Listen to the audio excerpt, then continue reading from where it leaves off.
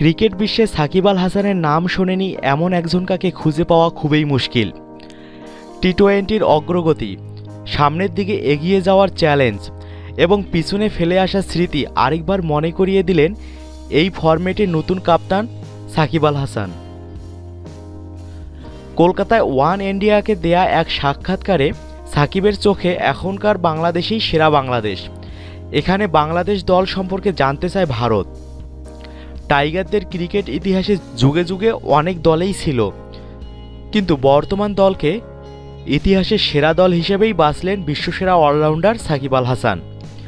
তিনি বলেন, বর্তমানে আমাদের বেশ কয়েকজন ভালো ব্যাটসম্যান আছে, পেসার স্পিনাররাও দারুণ খেলছে।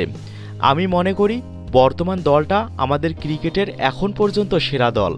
গত 2 বছরের পারফরম্যান্স সে কথাই বলে, আমরা সঠিক পথেই আছি।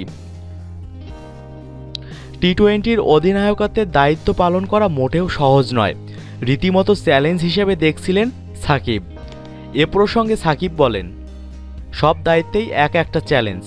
আমরা আগের মতো নেই। আগে আমরা টুকটাক জিততাম, এখন নিয়মিতই জিতছি। তবে টি-20-তে আমাদের আরও এগোতে হবে। এদিকে আইপিএলে জড়িত থাকার কারণে দলের সঙ্গে ইংল্যান্ডে যাওয়া হয়নি মোস্তাফিজুর রহমান ও সাকিব আল হাসানের। অবশেষে আজ ভারত থেকে দেশে ফিরছেন মোস্তাফিজ। তার একদিন পর বৃহস্পতিবার ফিরবেন সাকিব আল হাসান।